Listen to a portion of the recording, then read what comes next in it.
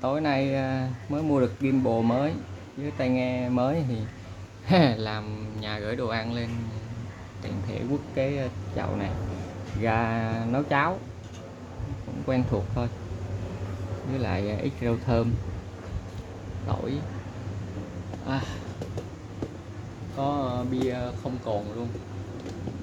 à,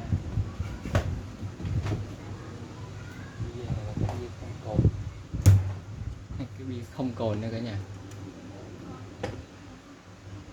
Để chụp lại bức hình lại.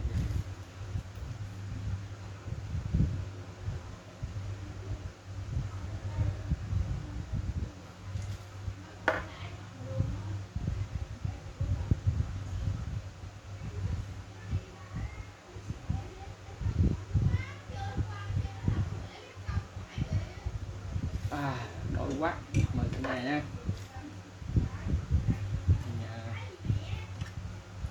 Cái cánh chứ.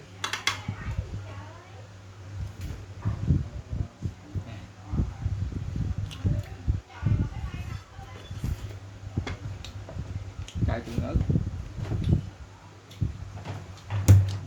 từ Hàn Quốc, tương ớt Hàn Quốc.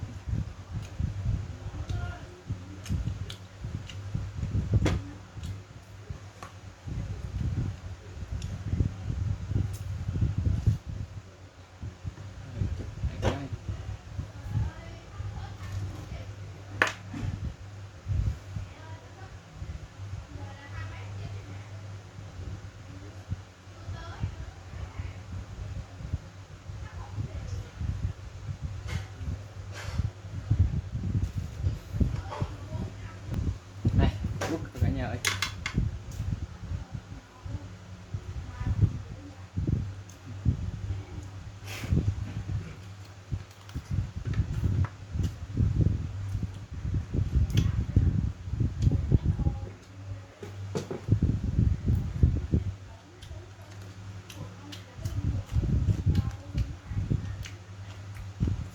Ớt, ớt, ớt tươi, tươi quất, chan thêm ớt, ăn miếng thịt ăn ớt đã.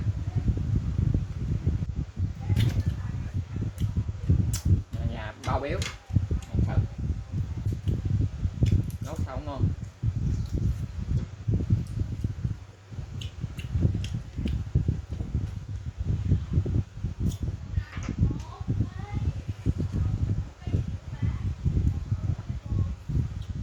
Chắc tôi dám luôn.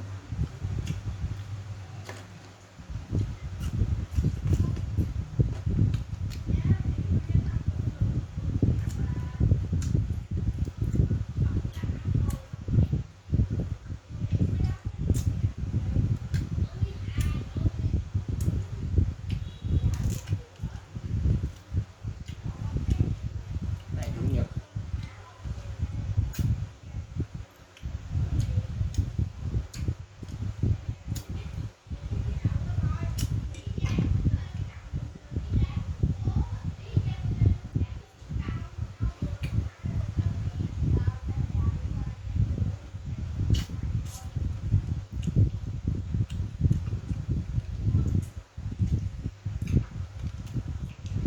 nè, quất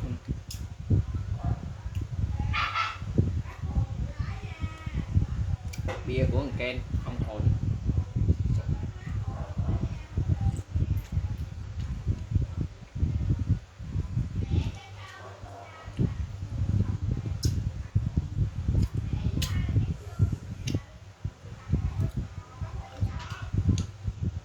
Cái bia không cồn đó là nó ghi là thức uống đại mạch, nó không có ghi bia.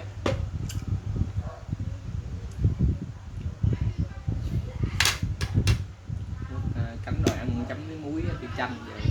Cái này quất với tương Hàn Quốc cả nhà, quá ngon, ngon nữa.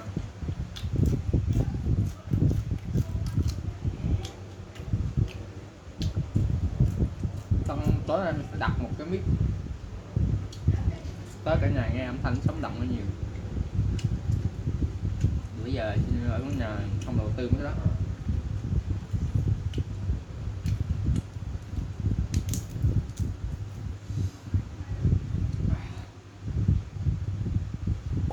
Phải đầu tư cả nhà ơi.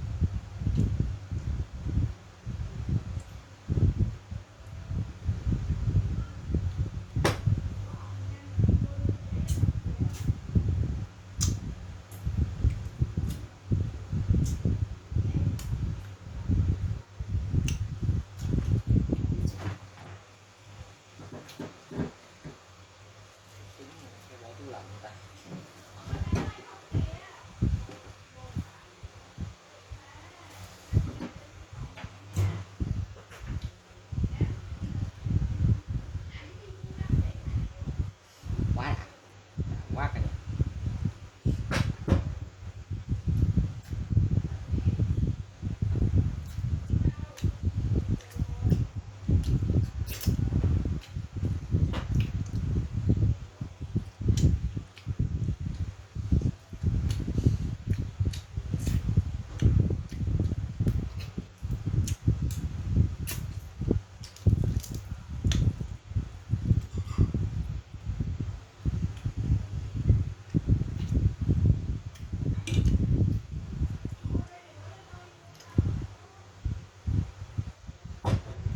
Dễ cắm.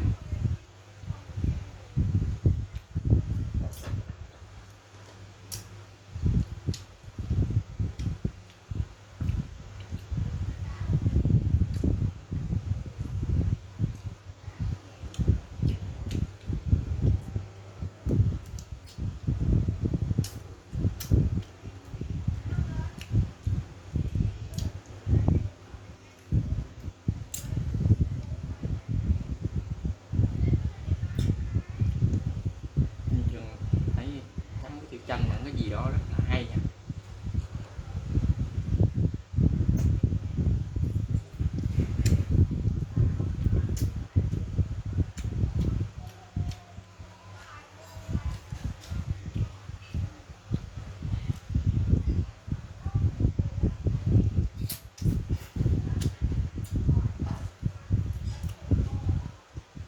Tiểu tranh nó khá hay.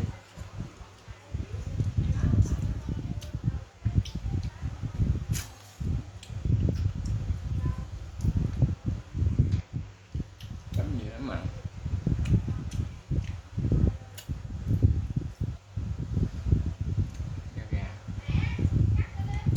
Da để ai biết cách ăn da là đâu đã luôn.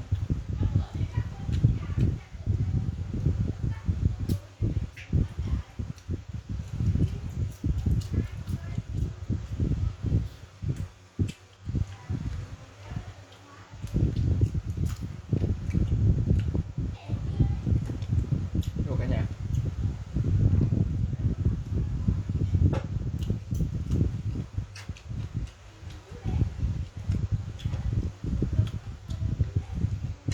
Trong bia không cồn nó uống không ngon bằng bia có cồn. Do em muốn lót xe, giờ mua đá không kịp rồi.